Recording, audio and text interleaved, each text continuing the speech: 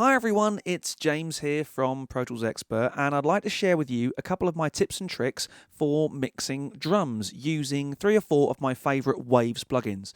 We're going to start off with kick, snare and toms, and then in future videos we'll look at hats, overheads, my special source compression mic, but we'll talk about that in a second. But we're going to start primarily using the Signature series of plugins from Waves. So we're going to use this drum session here. It follows my normal drum template. So we've got kick in, kick out, snare top, snare bottom, hat, 3 toms, special ride mic, inverted ride mic, the special source compression mic, and overhead left and overhead right. So let me just play these back to you so you can hear the drum track naked as the day is long as it went to tape.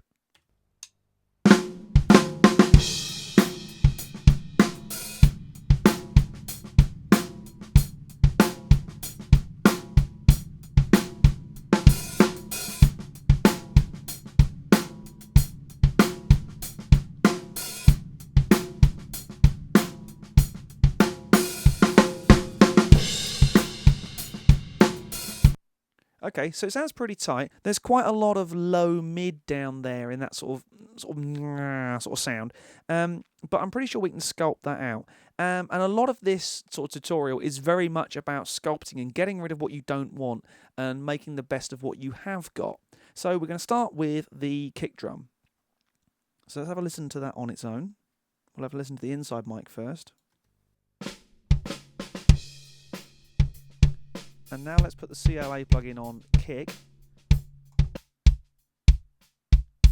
See, I've sculpted out using the gate, got rid of an awful lot of that bleed from the snare. There's a little bit of hi-hat coming through, but I don't want to kill it.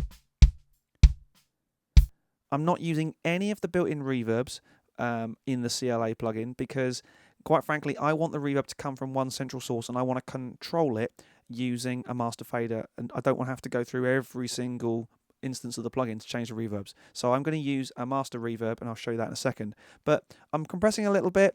From the inside mic, I'm getting all my warmth, all my kind of body of the sound. So I'm using the sub end of things to boost the bottom end and a little bit of bite. That's kind of the lower top end, if that makes any sense. Let's have a listen to the other one. The outside mic.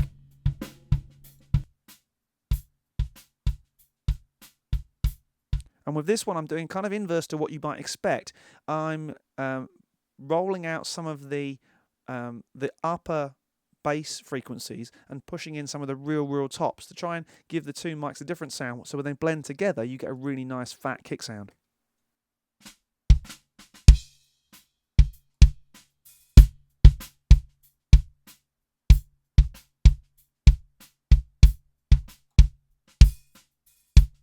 Still getting a little bit of bleed from that snare, but I can live with that.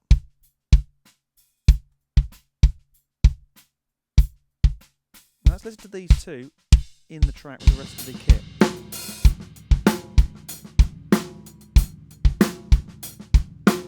I've got a really nice solid foundation for the rest of the drums now. Let's have a look at the snare drum.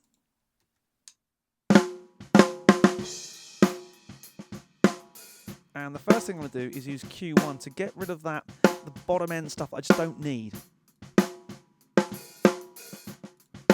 Mud comes back and goes away again. Fairly happy with that. Now let's bring the CLA plugin on snare. Again, I'm not using the inbuilt reverb. A little bit of compression. I don't like to compress the living daylights out of drums. I like them to breathe and have a bit of space. Again, boosting a little bit of the top end of things, not too high, not right the real zingy stuff. Bringing a little bit of that sort of lower frequencies back in, but I'm controlling them this time. I'm not reliant on what's coming from the mic. I'm adding in control bottom end, not the bottom end that's coming from the mic, because I'm getting rid of that using Q1. Let's have a listen to the two kicks and the snare together.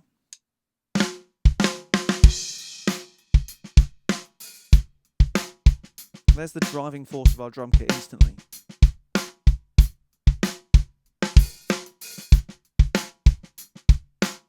Okay.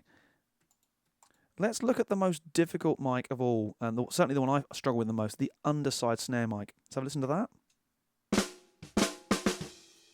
Now this is where all our zing and our sizzle is going to come from the snares. So again, I'm going to use Q1 to get rid of all that bottom end.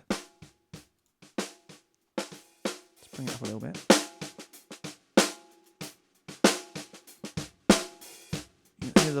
There's a lot of kick in there. And I'm going to use L1 just to limit it a little bit. Again, not too hard. Just want to bring the level up generally. Mix those two together.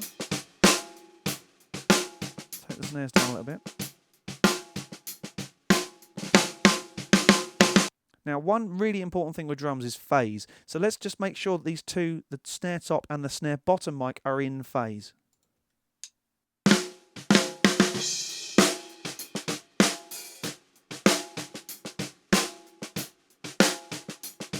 I think it sounds better with that bottom mic out of phase. Let's pull that down a little bit.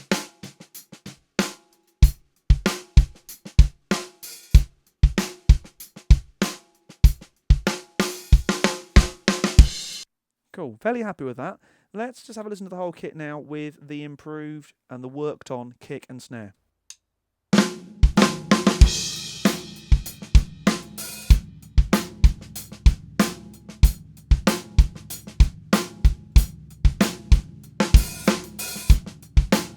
Yeah, really good foundation for our kit sound.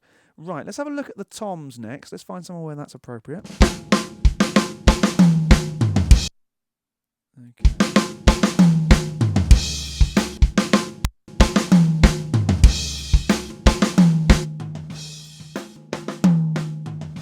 So there's a lot of ring in those toms. I like a nice natural drum sound. There's quite a lot going on there. Let's have a listen to the plugin now.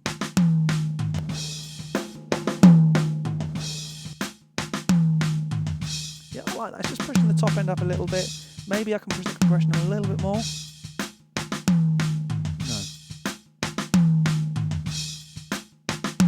I like a nice round tom sound. I don't want it to sound too much attack and not enough drum, if that makes sense.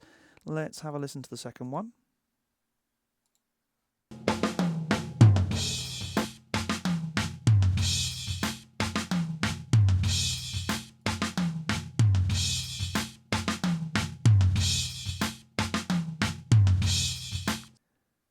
There's quite a lot of overheads getting in there, but it's drums. It's one instrument, and it should be mixed as one instrument, not a collection of instruments.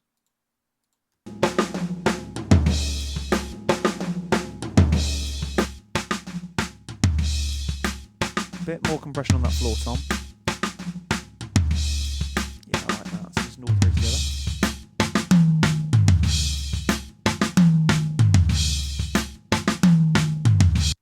Okay, let's have a listen to that all together.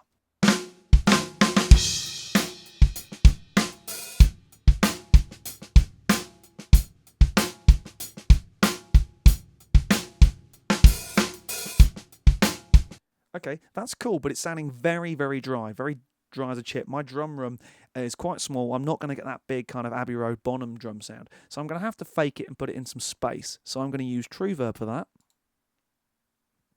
On a Studio AS or very small, bit bigger than a drum room generally type sound, but it's going to give me a bit of space. And generally I will mix all my live instruments into one reverb because I want it all to sound like it was in the same place at the same time. Now I'm going to put a little bit of reverb in the top snare. I'm not going to bother on the bottom. A little bit in the hat, but we'll talk about that in a future video. And I'm also going to add some in the kick drum. Now, most people would say, no, don't, because you'll wash it out. But I want the kick drum is the thing that's going to excite the room the most in the real world. So let's put a little bit of that into the reverb just to make it feel a bit more real.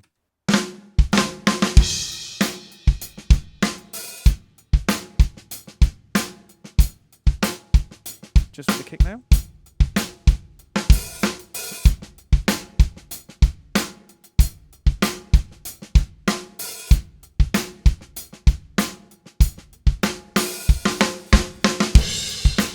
Now I like that. It gives the drums a bit of space. It allows the kick to breathe a little bit, and it just makes it sound more real, more like a real drum kit. So in the next video, we're going to look at the hi-hat, the ride, the overheads, and my special source compression mic. But for now, I've been James. Hope you enjoyed that, and I'll see you again soon for another video.